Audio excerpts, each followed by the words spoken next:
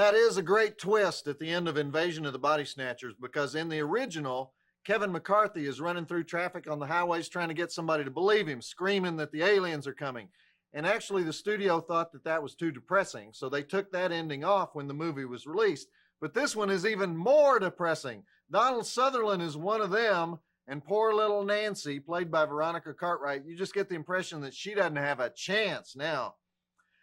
Okay, enough aliens for right now. What we need is the TNT Mail Girl. And here she is now, looking very professional as usual. Honey, what would you do if I was about to become a pod person? Would you stay up with me all night, running through the streets, kissing me repeatedly in case we became zombies together and you never again got the chance to do it? Right, and I'd make passionate love to you, too. You would?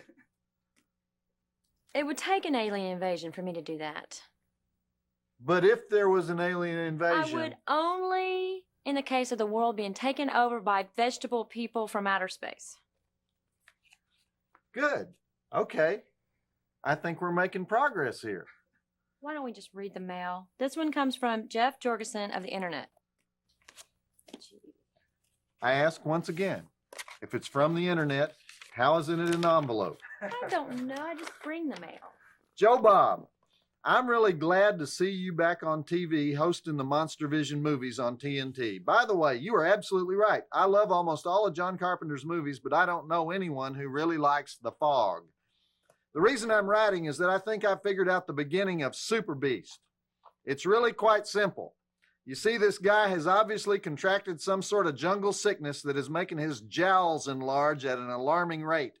He goes to a hospital where all the signs are written in English for some strange reason, even though it's in a foreign country, and asks for help.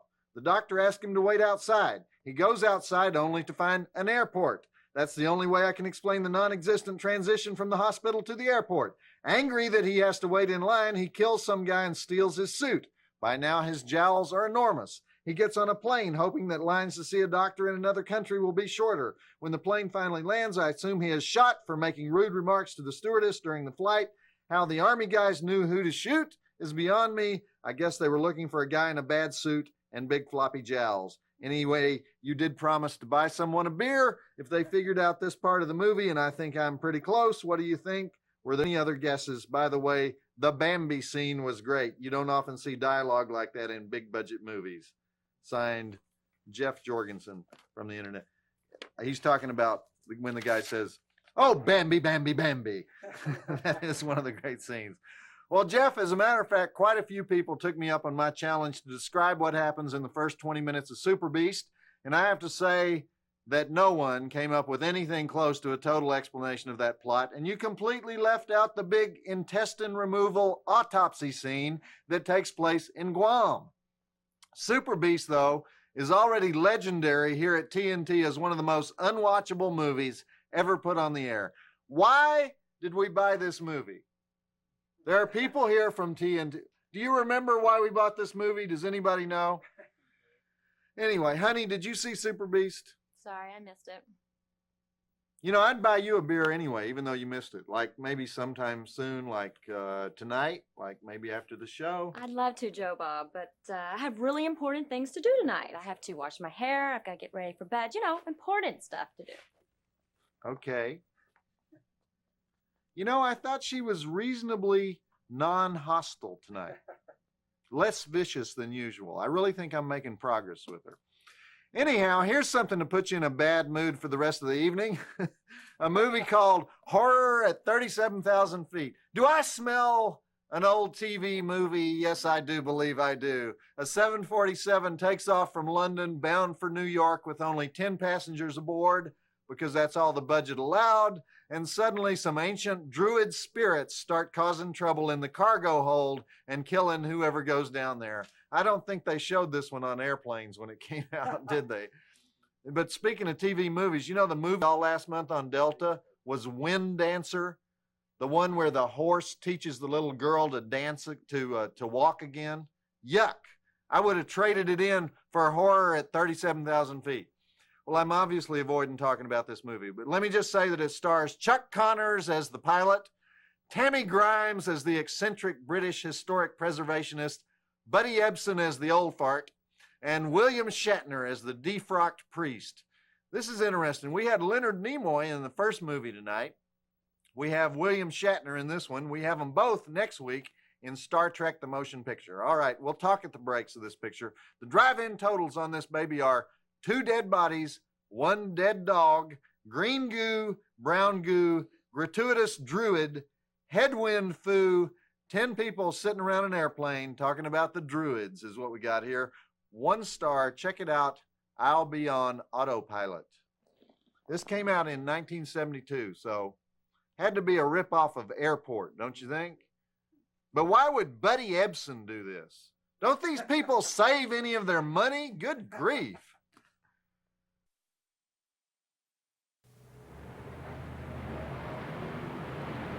Attention please.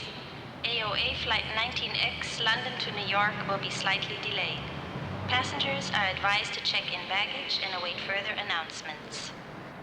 Attention s'il vous plaît. Vol AOA numéro 19X à destination de New York sera retardé de quelques minutes. Les passagers sont avisés d'enregistrer leurs bagages et d'attendre notre prochain avis.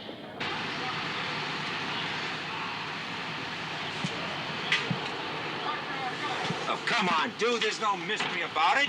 It's a Selson motor, not a human female. I'll pull it, check it, and see what's wrong. It's an instrument. It won't lie to you.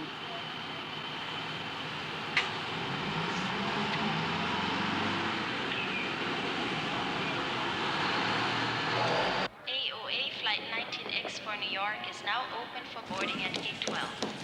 Please have boarding passes and all travel documents ready for passport control.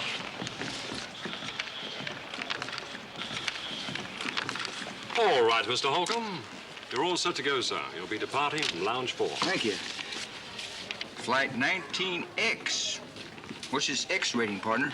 Spot of luck for you, sir, actually. It's an extra flight. You'll have the bird practically to yourself this trip. Yep, I surely would like that. Let me help you with that, ma'am. No, thank you. I can manage. Hello, I'm Sheila O'Neill. Has my husband checked in yet? That he has, Mrs. O'Neill. He just went to the cargo office. Oh, fine. Half a sec while I get my passport out. We'll take care of that for you, sir. Not to worry. Thank you.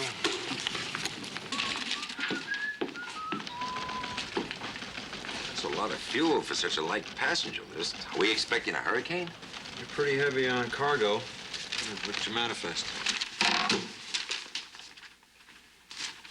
Architectural features, 11,000 pounds. What the devil could that be? In this case, part of an abbey. What? I kid you not. The guy shipping it told me. Name's O'Neill. In fact, he's aboard your flight.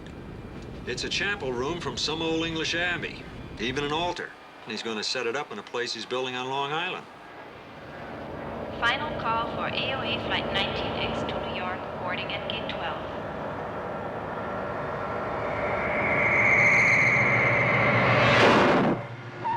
Good! What was that? Don't worry about it now. Attention s'il vous plaît. Dernier appel du vol AOA numéro 19X pour New York.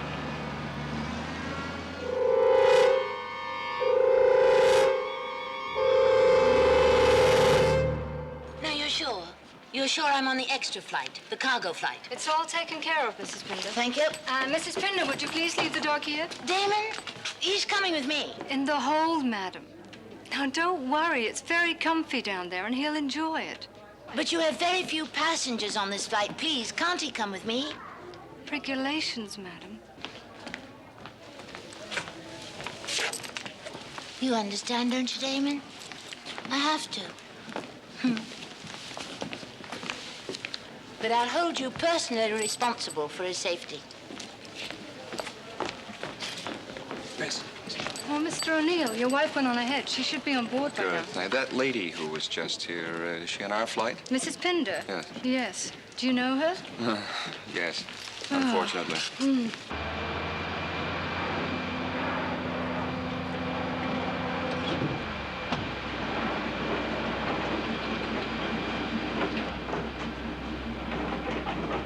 Hey, you ready for this? 10 passengers. And 9 stewardesses? No, just the 2 of us. Come on up front, hon. Jenkins says they all go first cabin, okay?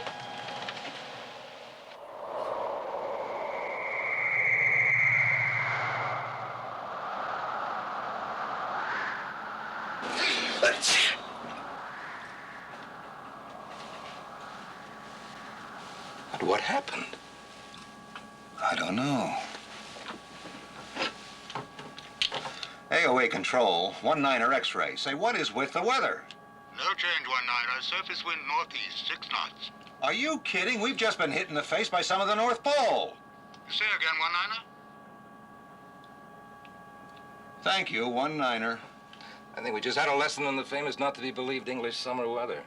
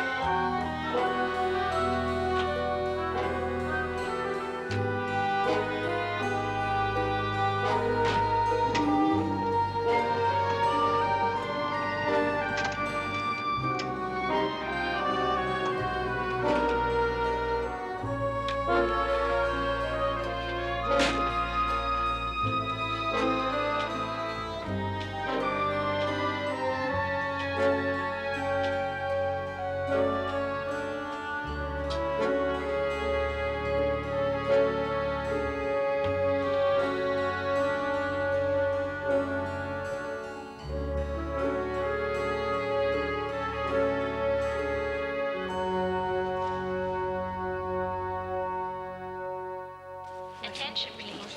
Final call for Oh, I'm sorry, sir. It's quite all right. Good heavens. That's Flight 19X. That's boarding right now, sir. Yes, it would be, wouldn't it?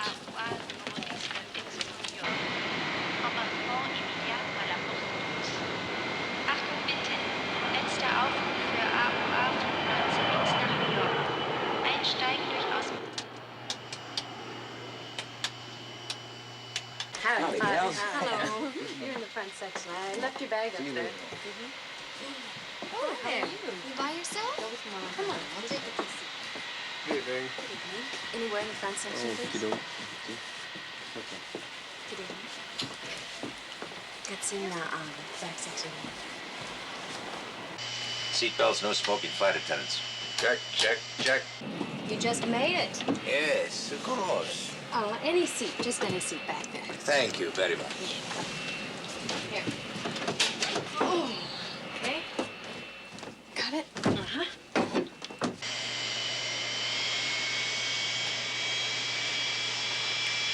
Let's get the show on the road.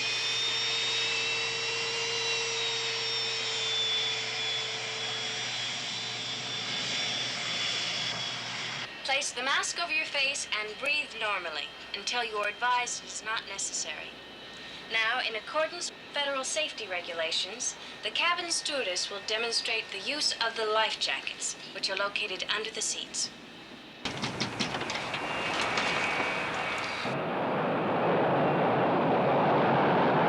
V1. Rotate. V2 plus 10. AOA 19 X-ray. You're cleared to New York via Shattuck Direct. Then J3, Bravo route. Climb and maintain flight level 370. Squawk code 2100. Departure frequency will be 124.1. Over. Roger, AOA 19X-ray is clear to New York via satanic direct. J3, Bravo. route, maintain flight level 370, squawk 2100, departure 124.1. Roger, 19X-ray. Clearance correct. Have a nice trip.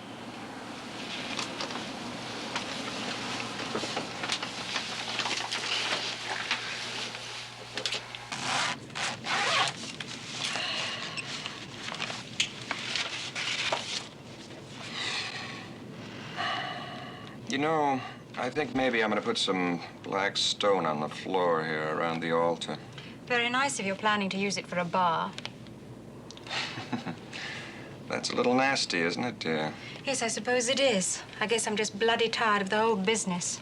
It's your ancestral chapel we're riding on, darling. Over $100 a mile. You can afford it, Alan. It's fortunate I can afford to save something ancient and beautiful when your family estates are becoming condominiums and parking lots. Well, maybe that isn't all bad. You really want to quarrel, don't you? I'm sorry. I guess I'm just a little edgy tonight.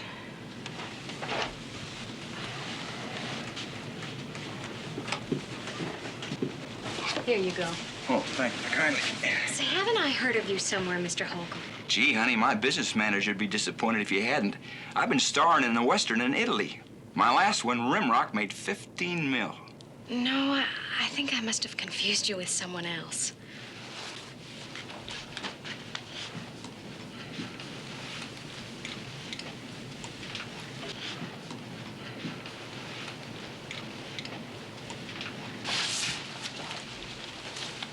Mr. O'Neill, I thought it only fair to warn you that I'm on board.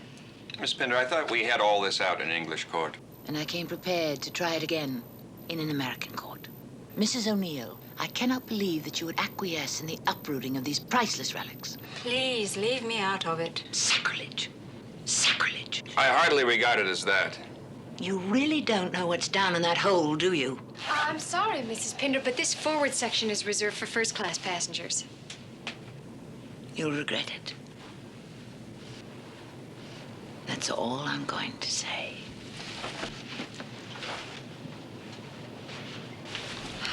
I'm sorry, Mr. O'Neill. Sorry. I'd hoped that part of it was over. There's a cause for every crank these days.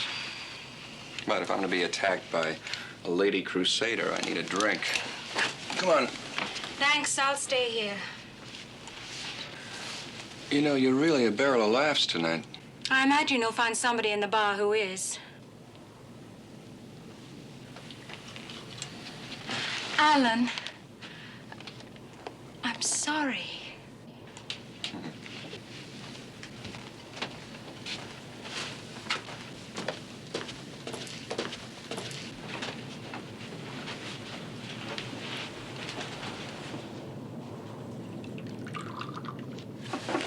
Oh, why don't you cool it, huh?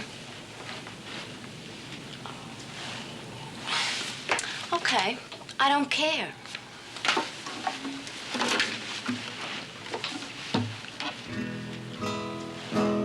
You know, this sounds a little off.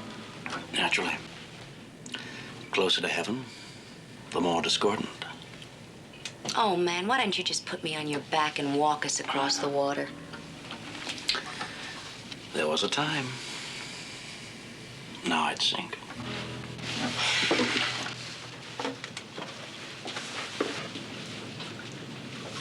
Sir, you know that's against the rules? I'll tell you something. I'm bored with rules.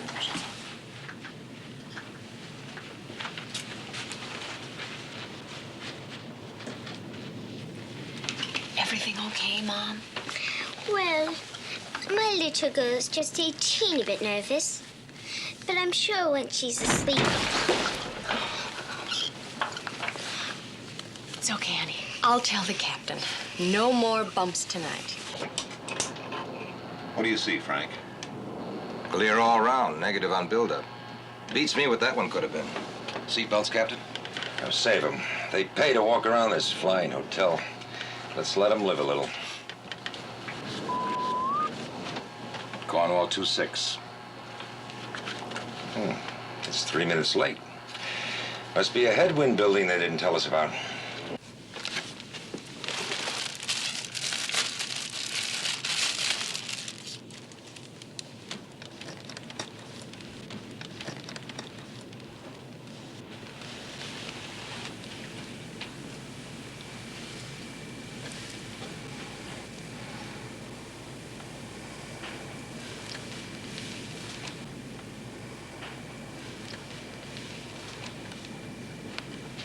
Something wrong, ma'am?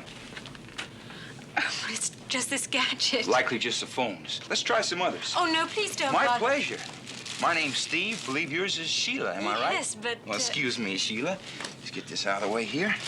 Now, I'll put these in. Here we go. Right as rain. If that ain't Dave Brubeck, I'll buy you a drink.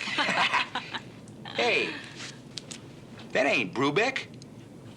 Doggone if I don't owe you a drink. I'll think about it, Pard. Maybe later. You got a deal.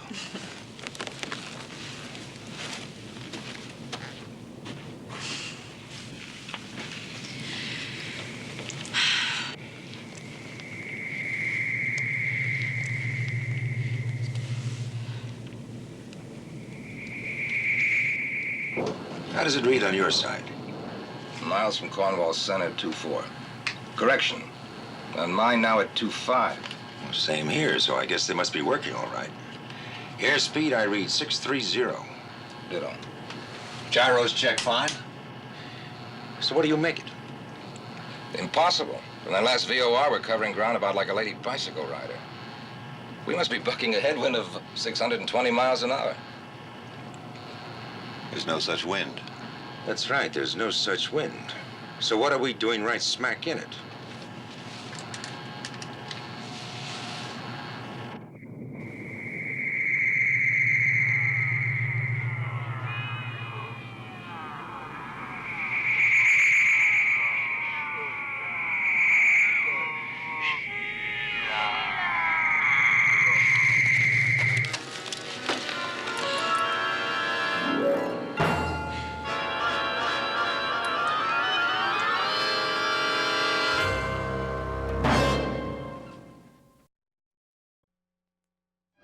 Back to Monstervision host Joe Bob Briggs on Horror at 37,000 feet.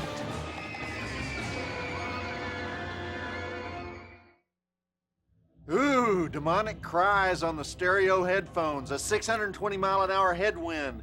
Ooh. And what a fine job by the guy playing the Texan. That's exactly the way Texans dress, isn't it, when they're in England? And that's exactly the way they talk, too. I wonder where he went to research that part. Don't you enjoy seeing Captain Kirk sitting there being a morose, cynical alcoholic, though? William Shatner. This is what people don't understand. He used to be a good actor. He made a movie in 1962 called The Intruder about race relations in the South. He's great in that thing. The Starship Enterprise just kind of fried the guy's brain. He became a TV guy. How about this cast, though? Chuck Connors. Now, there's a guy who gets excited. Okay, let's go back to it. Who's talking to Sheila on her stereo headphones? I can't wait to find out. Cornwall Center, AOA 19er X-ray at assigned altitude 370. We got a small problem. Roger, AOA 19er X-ray. We see it. Thought we'd fouled up here on your position. We haven't changed position in 10 minutes. Problem seems to be a jet stream. Dead on, like at 600 plus. 600, come again. We show winds aloft your vicinity westerly at 70 knots. Cornwall Center, I'm going to maintain my heading for 2 minutes more. Not out of it then, request clearance for 180 back to London. Put that in the works, huh?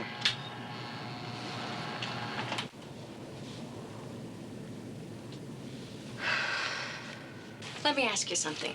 Do you think we should let our first-class tourist upstairs? I don't know. I've got one who's packing a flask. Oh, no. Karate time. The air feels funny tonight. Feels very funny. Hey, lay off that, will you? You know how I hate flying. Coming up 2 minutes. Mark. Cornwall Center, 19er X-ray. How am I for that turn? You are cleared, 19er. Thank you, Cornwall. Starting 180 turn in 1 minute. Here you are, Mr. Farley.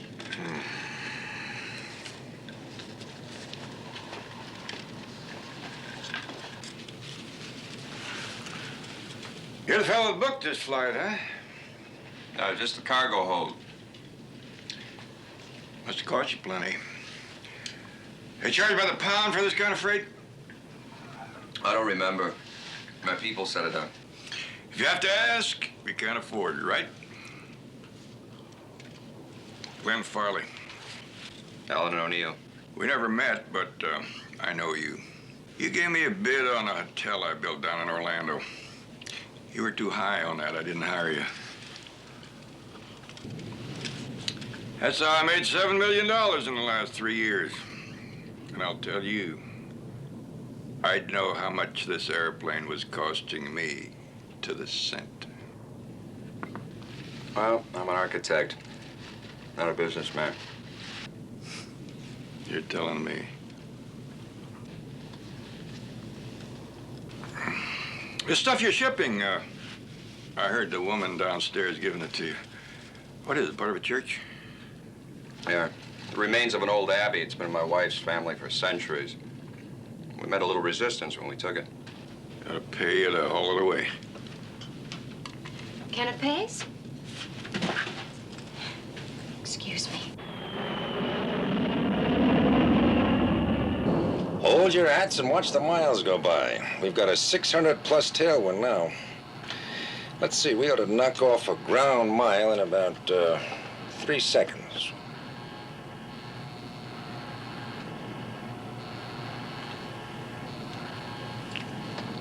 We're not moving. We've got a 600-mile tailwind and we're not moving. Cornwall Center, AOA 19er X-ray. Confirm squawk setting at Alpha 2100. We have your blip 19er. What the devil are you doing up there, flying in circles? Your position unchanged. Cornwall Center, stand by, 19er. What's up? We're caught in a wind like none there ever was. We've done a full turnaround and it's still smacking our teeth somehow. Cornwall Center, AOA 19er X-ray. We'd like a right turn to 090 and permission to descend to 260.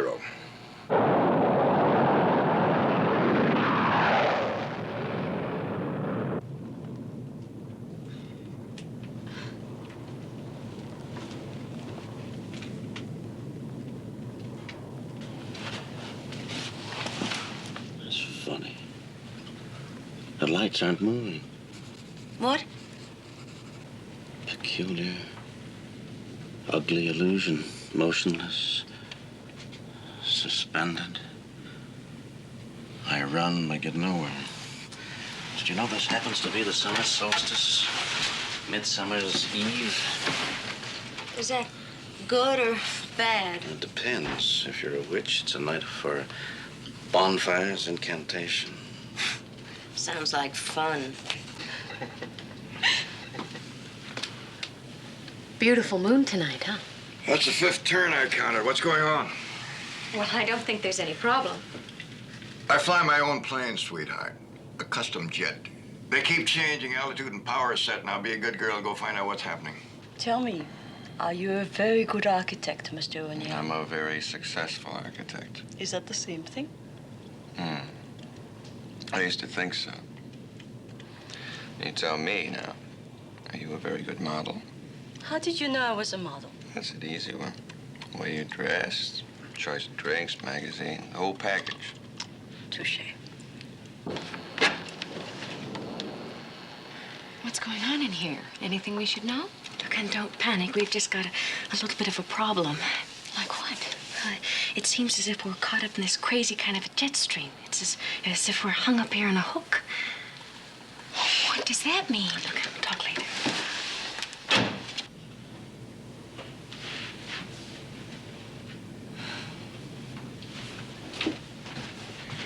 You were right, Mr. Farley. There is a slight problem, but nothing we can't handle. I'll let you know as soon as I can. Well,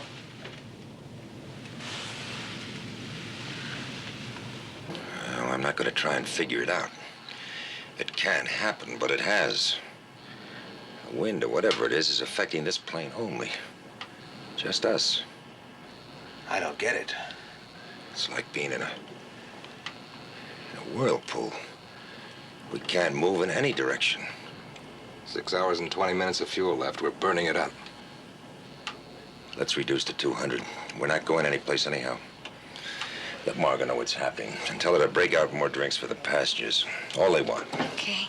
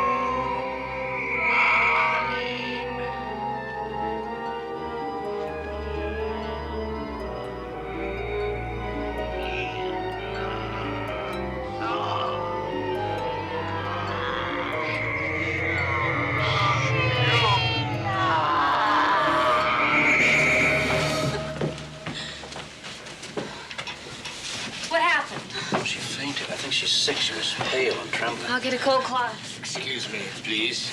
I'm a medical doctor, doctor in color. Ore igne sancti spiritus casita non cavita spiritum palibeth.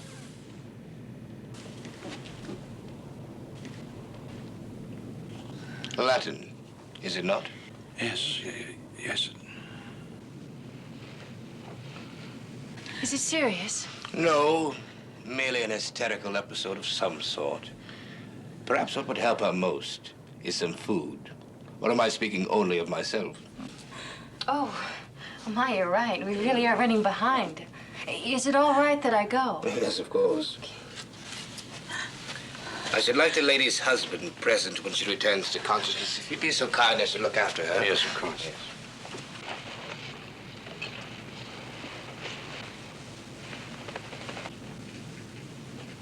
She's a beautiful woman, isn't she? Or are you just working on a get-well prayer pole? I was just thinking I might become a doctor. Why? Why not? I can be anything I want now. And they have such a power over women. It's that paternal thing. Except doctors are free to use it.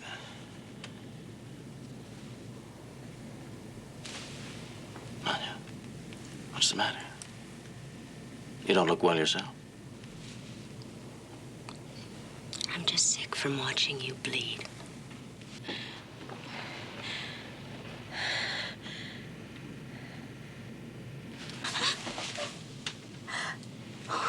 What happened to me? What did I do? Nothing, you just fainted, that's all. There's a doctor on board. He says you're all right. There's nothing serious. I'm sorry to be such a bloody nuisance. Not at all. Gives me something else to do besides get drunk. I'm Paul Kovalik. Thank you, Mr. Kovalik. I'm grateful. Has anyone told my husband? Yes, the doctor went for him. Did you know that you were speaking Latin? That's impossible. I've never studied Latin.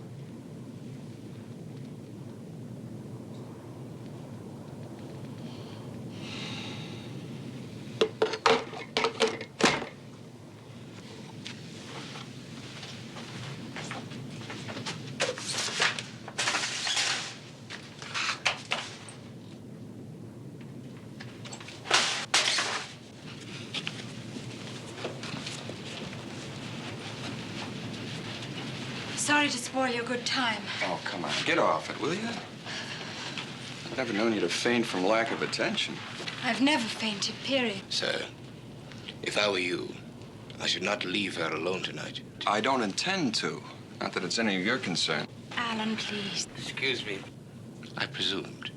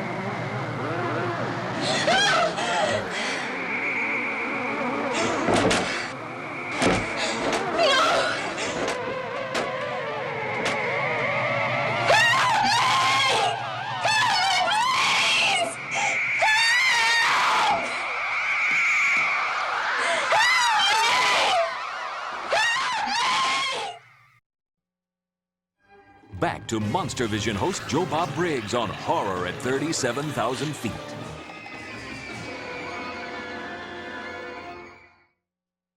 Was that foam on the elevator glass? Now I'm getting scared. That's the great Paul Winfield, by the way, playing the doctor. Now there's this Shakespearean actor trapped in this TV movie, preserved forever. There's probably not even any videotape of Paul doing Othello. Everybody thinks Lawrence Fishburne is Othello, but there he is as the doctor with the British accent, trapped in the Horror at 37,000 feet, available on video shelves forever. Life ain't fair, is it? You know, one thing I like about this movie, though, Buddy Ebsen is a total jerk. It's great to see him frothing at the mouth like that, making everybody miserable. Okay, come on, get the bimbo out of the elevator. You heard it, I tell you. Someone cried for help. It's Margot. Oh, here, let me at that thing, miss.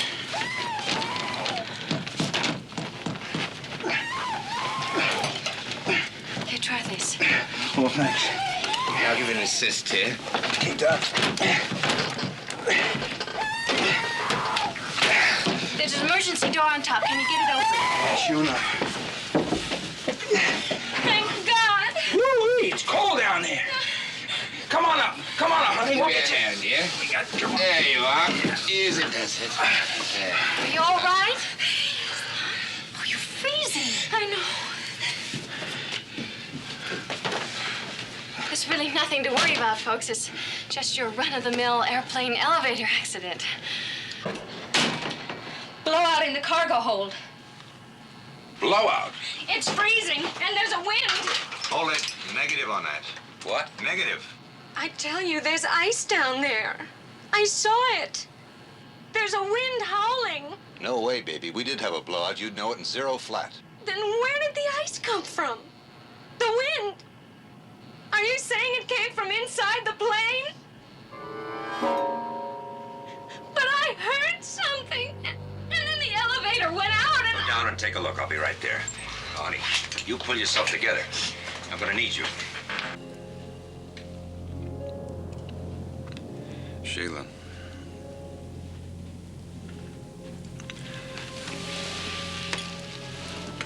My turn to say sorry. Come on, honey. What is it? What's the matter? Alan, I'm frightened. I think I may be... I keep hearing strange things. Voices. Some kind of chanting I can't understand. And then... they call to me sometimes over and over. You've been under a lot of stress. It's my fault, I guess. You do believe me, don't you?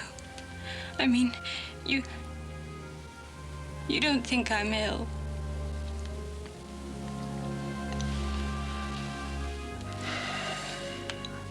I don't know what to think.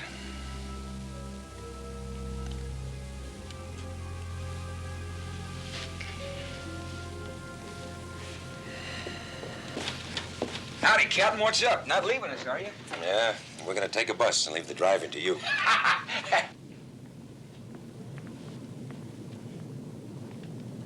Mr. O'Neill? Yes. You don't have anything in that shipment of yours we don't know about, do you? What do you mean? Well, I don't know yet. You don't have anything, live? Oh, of course not. Why? Just curious about a little problem we have down there. Sorry. Captain? Is there anything wrong? No, miss. Nothing serious. Captain, if you're going below, would you be kind enough to speak to my dog? His name is Damon. You know, to reassure him. Of course.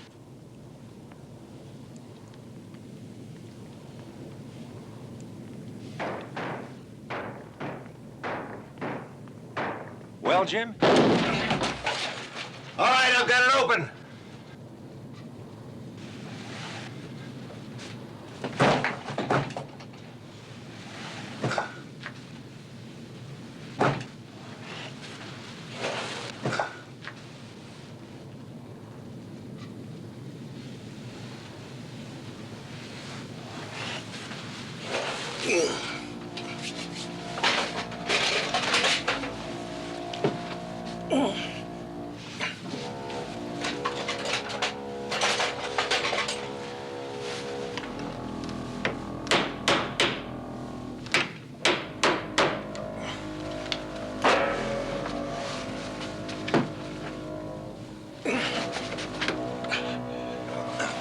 Try this again.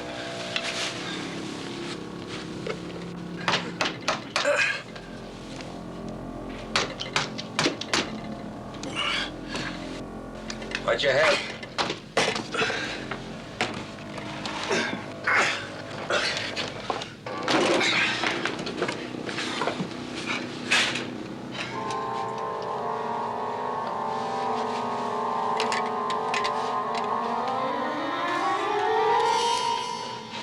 Look at this. Something like moss on the bulkhead. Hey.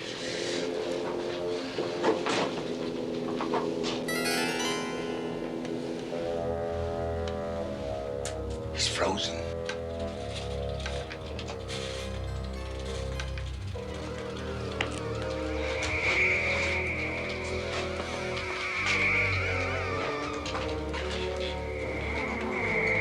Ernie! Get out!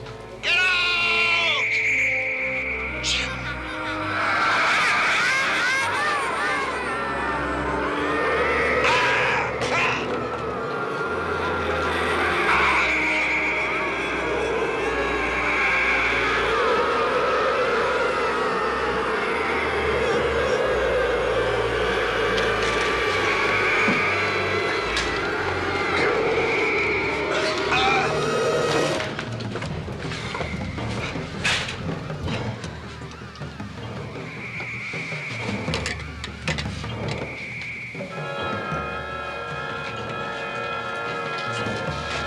Somebody, help. Help me. Help. Help me. Word. Stewardess,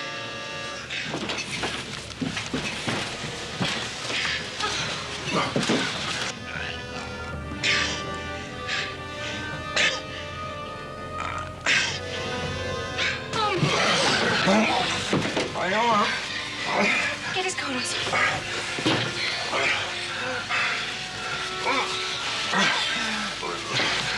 cold.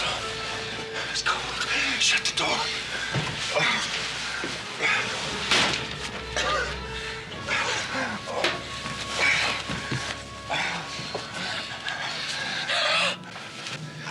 Mom! What happened? Jim. He's dead. The flight engineer. He says he's dead. How did it happen? He's frozen. The wind is... The flight deck. I've got to get into the flight deck. Help me. Steady on. Please don't mention anything that's happened. We must avoid a panic.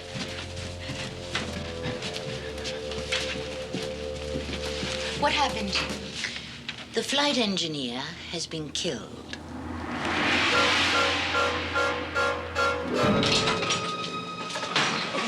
Jim's dead. What? Something in the cargo hold killed him. We don't know what. Oh, God. Is the captain gonna be okay? As far as his physical wound is concerned, yes. As for the rest, I'm not sure.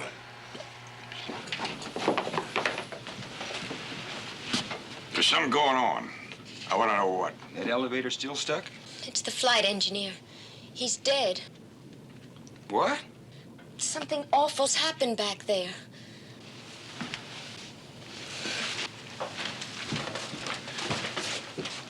Oh, here, try this.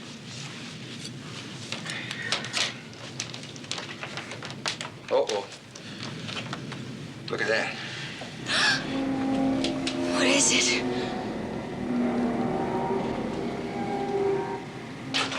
Mr. Farley. Mr. Farley, you can't come Where's in the here. nearest field that'll handle this baby? You gotta get us down and quit. Won't permit... Don't play games with me, honey. Regulations don't count now.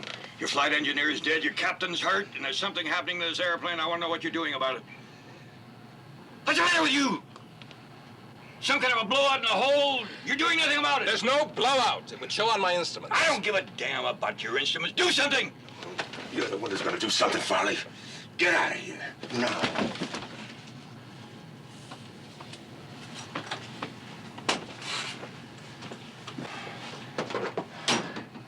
Doc, what's happened to me? What is sometimes known as shock. You call this shock? That is somewhat more difficult.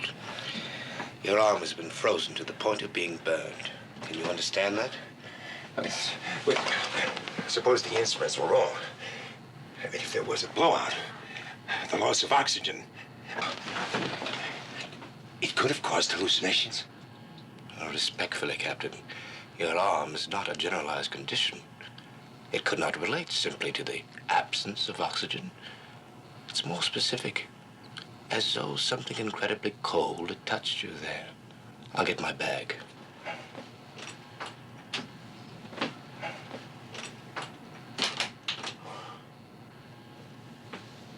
Frank, try Cornwall. No use, the radio's out. What about the backups? They're out too.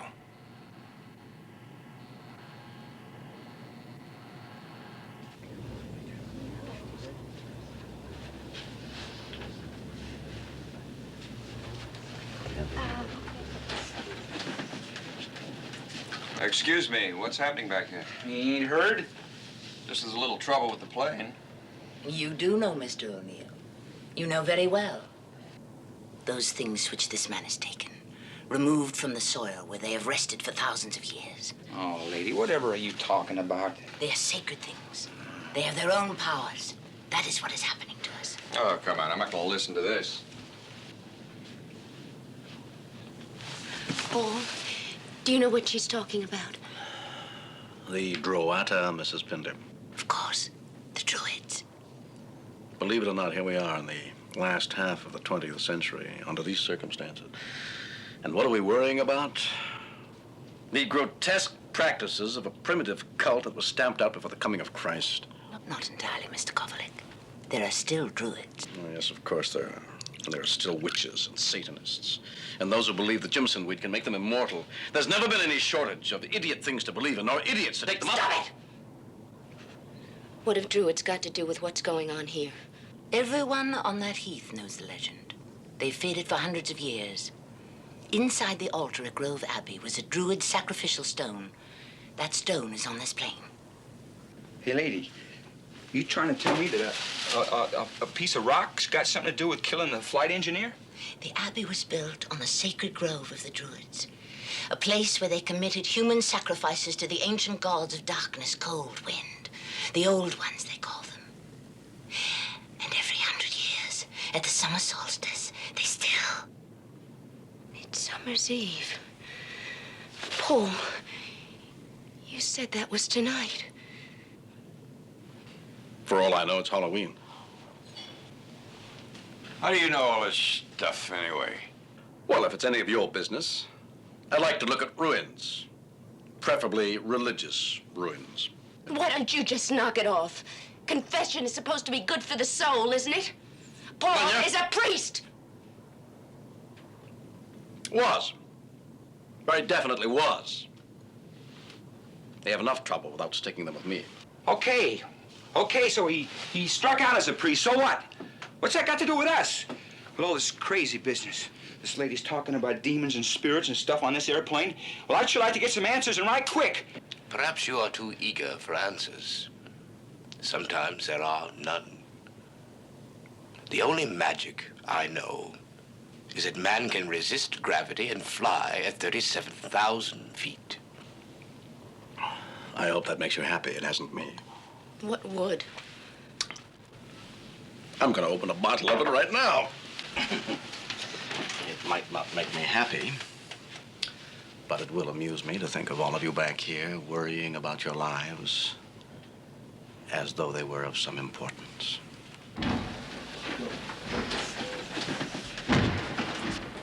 He doesn't matter. We have to find out what it wants.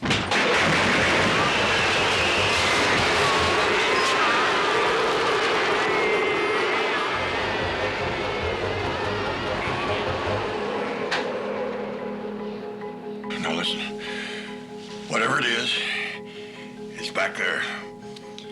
So let's get everybody up front away from it.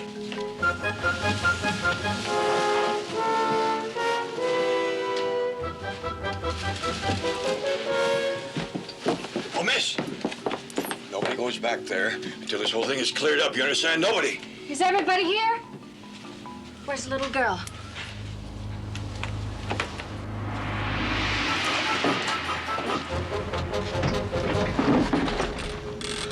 Come on, honey, we have to move. Come on.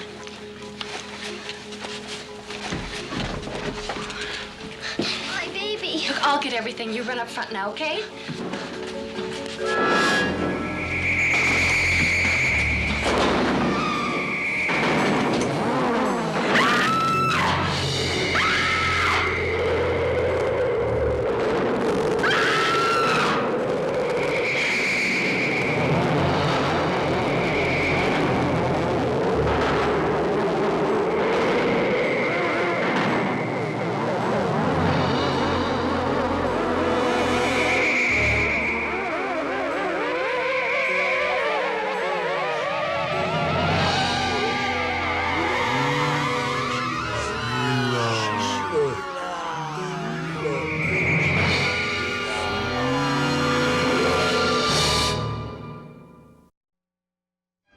Back to Monstervision host Joe Bob Briggs on Horror at 37,000 feet.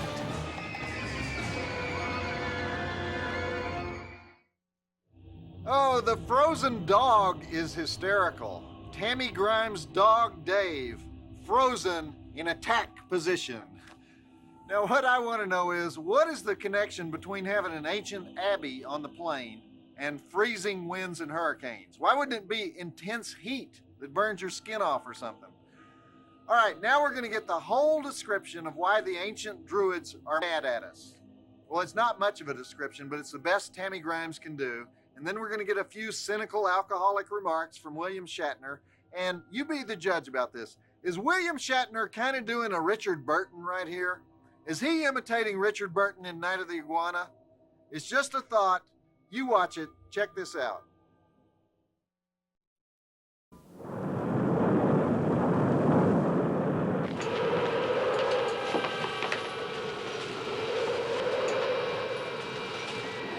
Sally!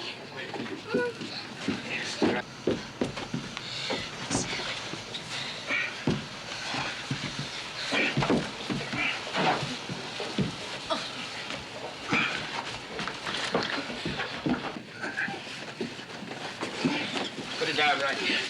Watch your head. Someone get us the blankets. It's very nearly frozen.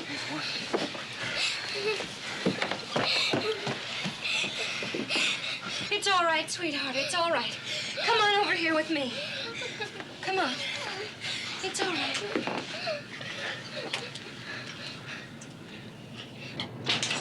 The plane's breaking up. There's a crack. No structural break. It's inside the plane. I understand we're stuck up here. You ought to demand your money back. Wish I could find something funny in all this. Stick around. Maybe you will. Are you beyond fear, or you just drunk? Both. But if I were you, I'd worry more about your fellow passengers than whatever it is you brought on board. Come on. Oh. Sheila? No! Sheila, what is it? You're hearing something, aren't you? My wife has been hearing voices, but she was treated for nervous exhaustion a few weeks ago. What do you hear? I don't know. Voices. They keep calling my name. It stopped.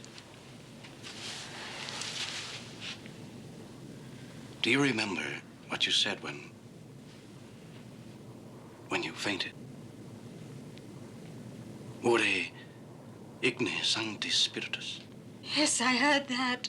One of the voices. What does it mean? Well, do you know or don't you? It's from a black mass.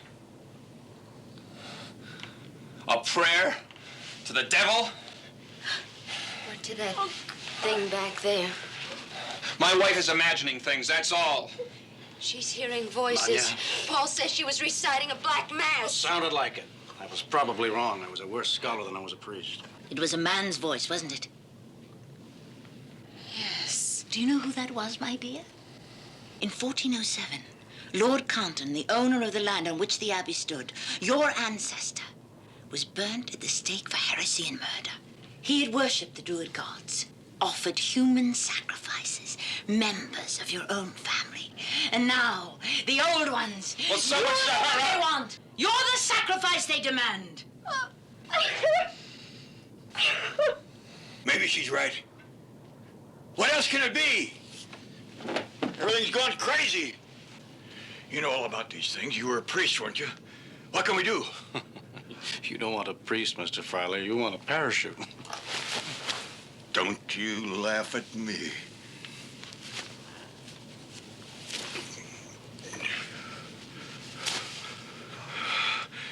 You lousy drunk. What good are you anyway?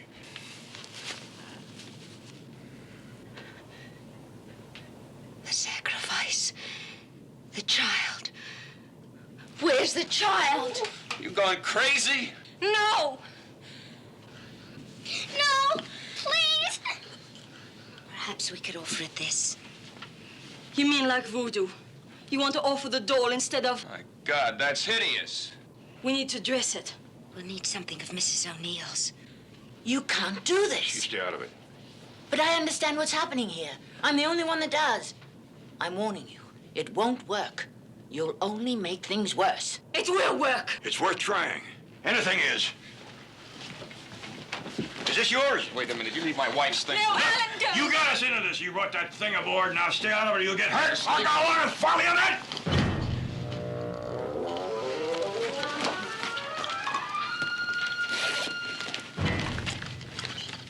This will do.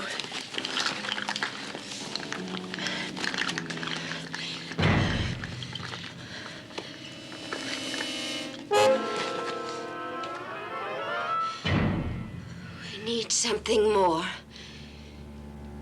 You know. Tell us! Or are you too good, too holy for this? Too holy? My dear Manya, you of all people should know better than that.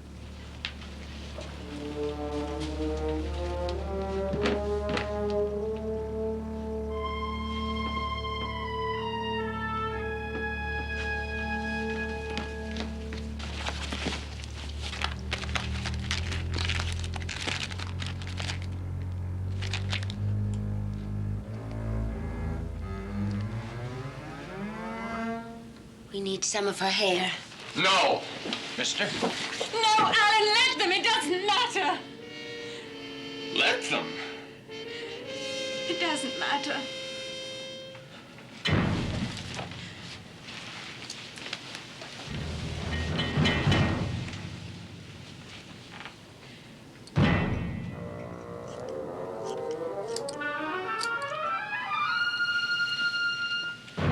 And some of your fingernails. Annalik, hold these.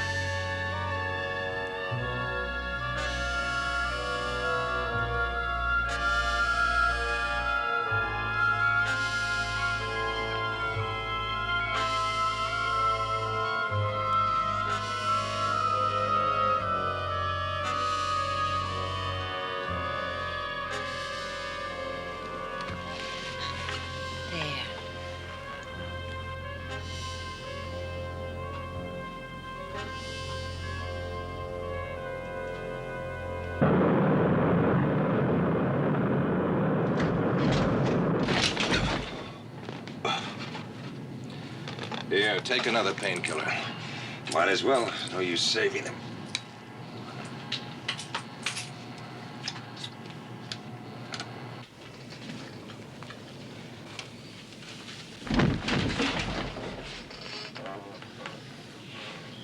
I know what you're thinking, but what could I do? She wouldn't let me help. Mr. O'Neill, I would never dream of sitting in judgment on another.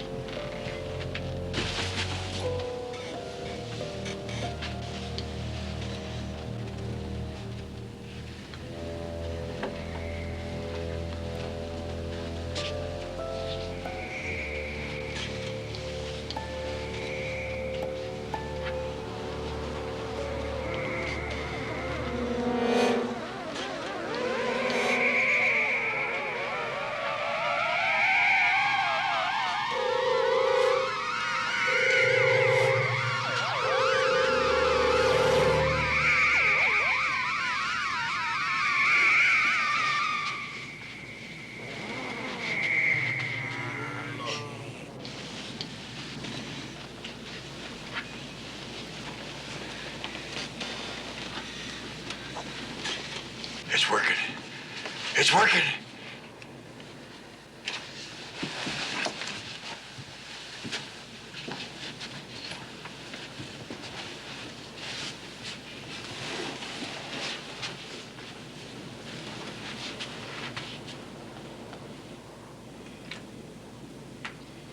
I heard them down there.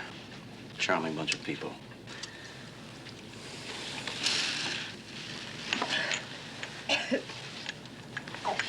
I think that thing only wants me. They'll believe anything now that offers them the barest hope of survival. And they'll do anything, no matter how stupid or bestial. Homo sapien in all his glory. Do you really hate yourself that much? I always wait for that. The defrocked priest, delight of the armchair analyst. Where did you lose your faith? I didn't. It lost me. I'm frightened. Can you help me? I'm sorry. I'm fresh out Aren't you afraid? of dying. I gave that up along with the rest of my illusions. I don't understand you. Those are only words. Words, yes, we talk a lot in the church. It keeps us from asking why we can't have one sign, one tiny, infinitesimal sign to sustain us in the darkness. To touch, to see. Father. Don't look to me. I have nothing. I have no help.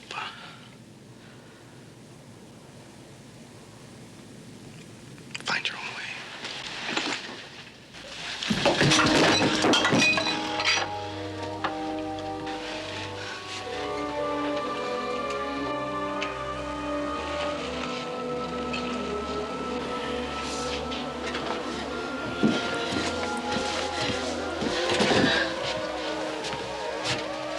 Look! The doll!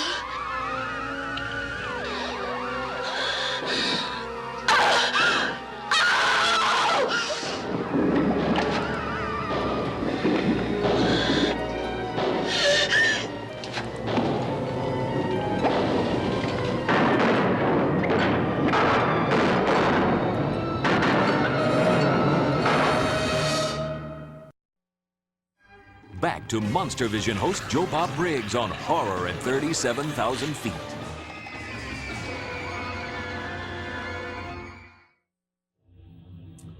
They ain't taking that doll.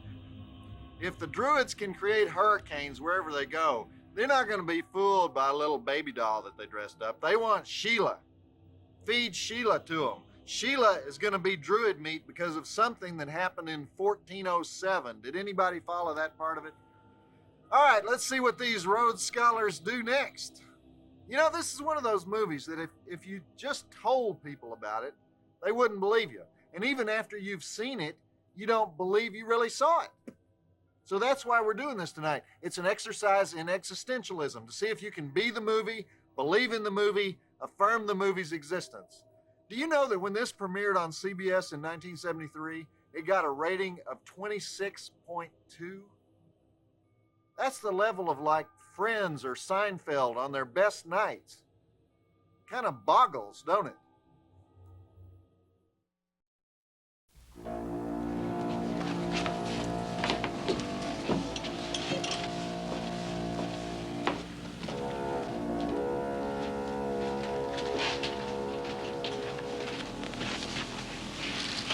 It didn't work. Nothing will. You have to go down there. You have no choice. Why? Because it's you that they want. You're afraid of them, the old ones, because you think of them as evil. But you're wrong. They're spirits of nature. The force that holds this plane is as old as the world itself. And aren't you a part of nature? You are as much from the earth as the sacred stones below. Why should you fear something that is natural and irresistible? You hear that, Sheila? There's no problem. You're a tree, a rock. How simple it is. And those feelings you have in your gut. Love, fear, all nothing more than the stirrings of atoms and molecules. What a pathetic excuse you are for a man. How do you set yourself above anything? You who betrayed your own pitiful faith. Pitiful, Mrs. Pinder, and what are you selling? Powers that are old when this universe was young. Powers that you no more can withstand than an ignorant savage.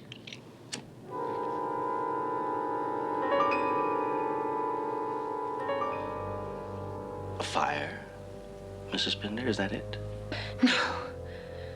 The way the ancients held off the demons on Midsummer's Eve? They built a bonfire on the highest hill. We're at 20 or 30,000. That ought to be high enough.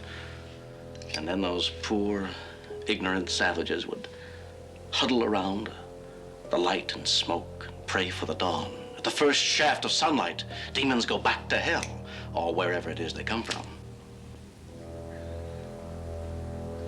Yes, a fire. A fire for the burning of witches. Fire. Will fire work? Ask her.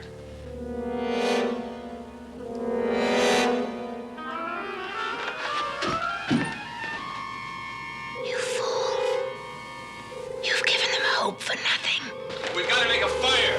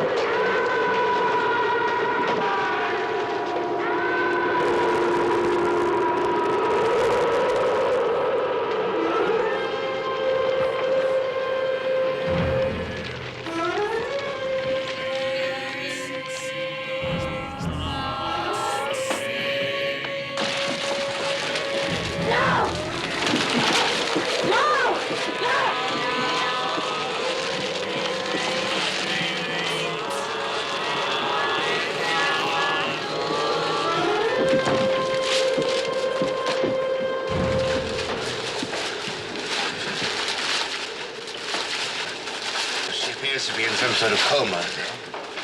You can't burn the plane to save it. Get those ventilators up. I asked you, when is the sunrise? 3:42 out here. I wouldn't count on seeing it. Well, maybe we could climb to meet it. Catch it early as it comes over the rim of the world. Now, what is this rim of the world jazz? We climb, we burn more fuel. Ernie, if there's any chance at all, we ought to try it.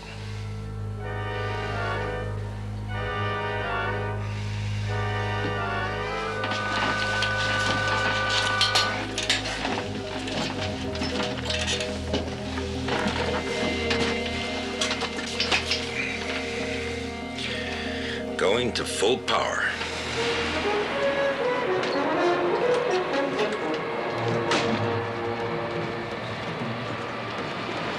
Come on downstairs. You've got to help. What? Come on.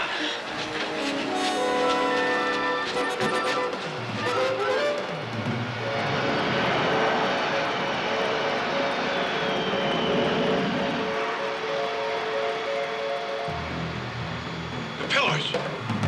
Get those pillars. There's more liquor upstairs. Get it. Paper. Over there.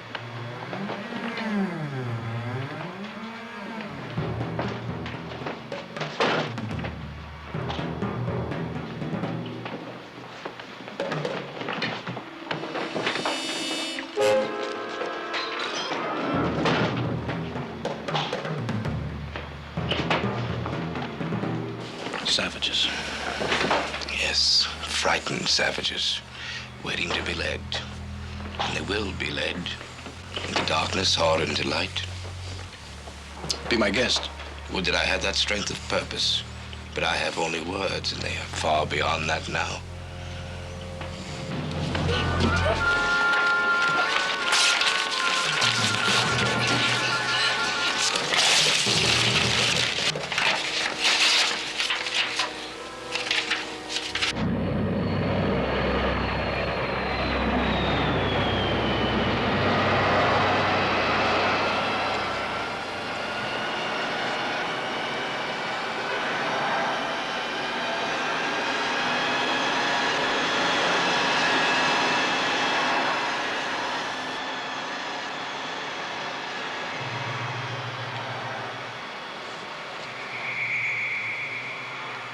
That's it.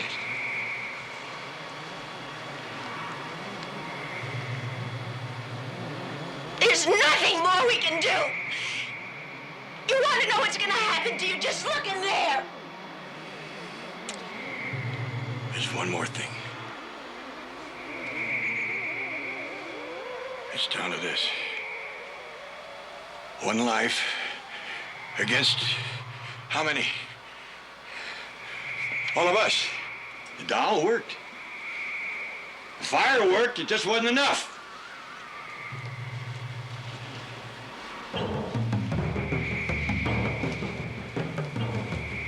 Get back! Get back!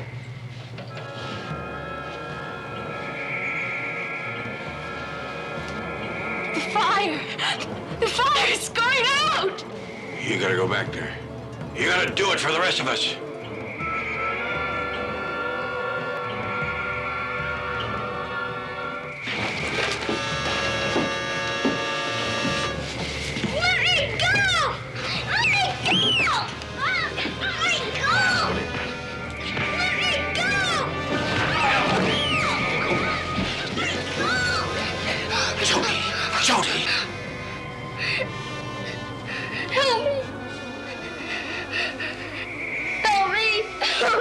Stay out of this, pal.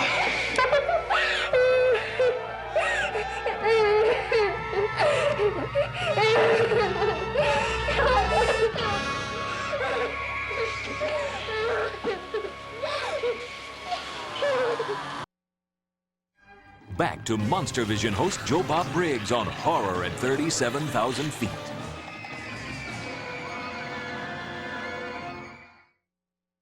So let me get this straight. Chuck Connors is going to fly over the edge of the rim of the earth to try to make morning come early so that the druids will go away. And everybody else is building a bonfire in the middle of the plain, hoping they'll just get scared of all that heat. But if nothing else works, they'll just beat the bejabbers out of Sheila and toss her down the elevator shaft. Fortunately, it's almost all over. Here's the final stunning conclusion of the horror at 37,000 feet.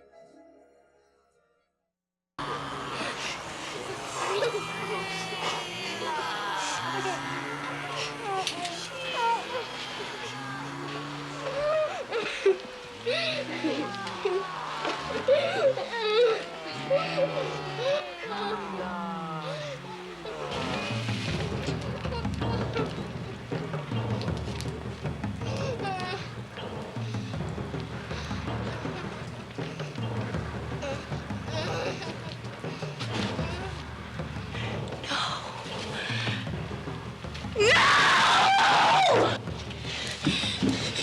Please.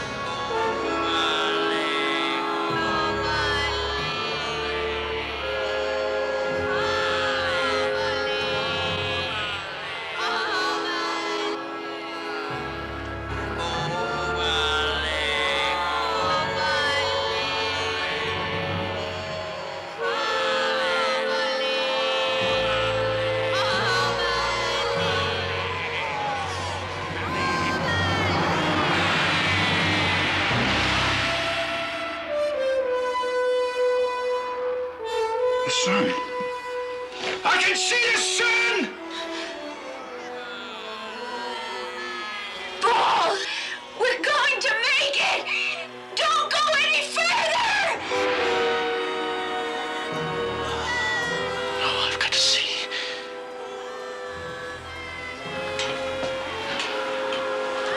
Paul!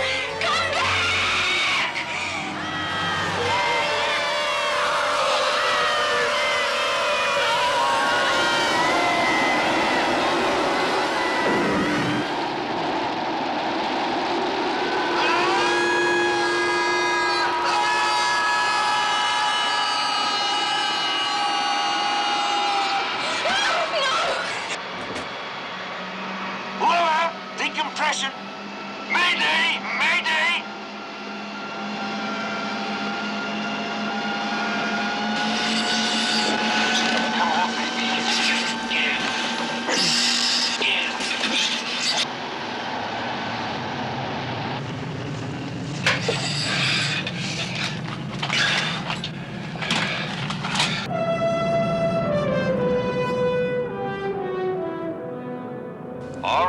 everybody.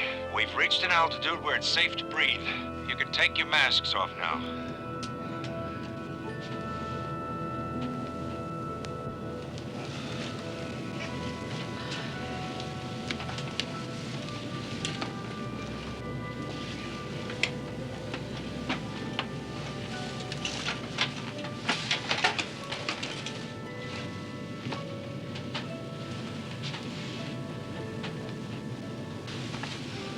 Feeling better? Let's see. Yes, you're gonna be all right.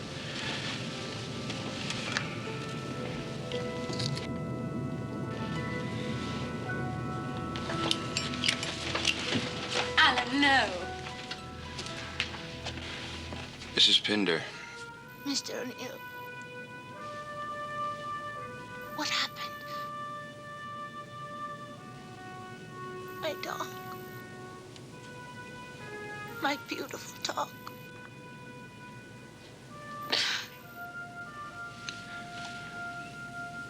I'm sorry.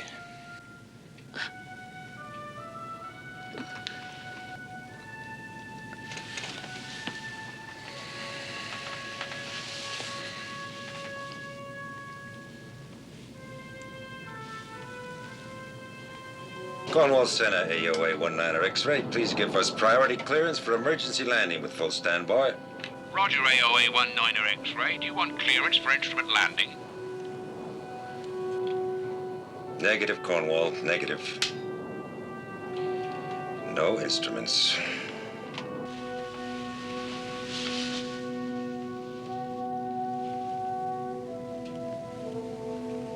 I don't understand. Why did he do it? For those people.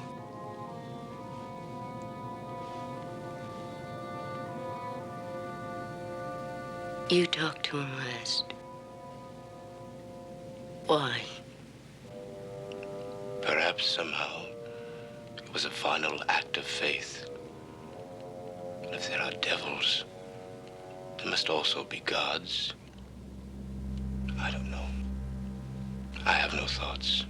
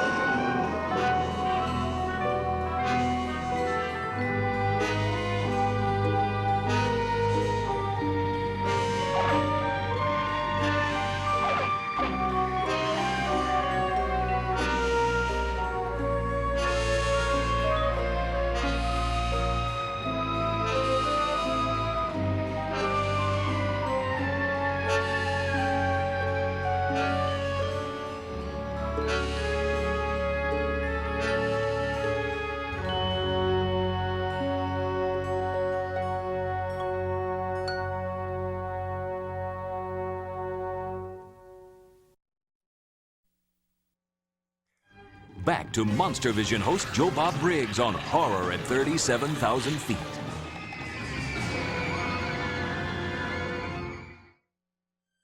So William Shatner plummets 37,000 feet to his watery grave as a final act of faith. Even though he didn't even have to do it because Chuck Connors had already saved him, but William had to take a look at the druid and get blasted out into space. They're talking at the end of the film like they're going to make him a saint. But I don't think the Pope is going to go along with that program, okay? Okay, that's it for me tonight. Next week, Monstervision doesn't even come on till 2 a.m. What are we showing? Why are we coming on at 2 a.m.? Some kind of sports deal? Did Ted make another Indian movie or something? Why 2 a.m.? But our movie will be Star Trek, the motion picture. That's one you want to watch at 2 a.m. The first one they made, the one everybody hated. So check that out. And until then, always remember, the drive-in will never die. And one other thing tonight about drug use. Kids, remember, the only good crack is the one that sticks up out of your underwear. Good night.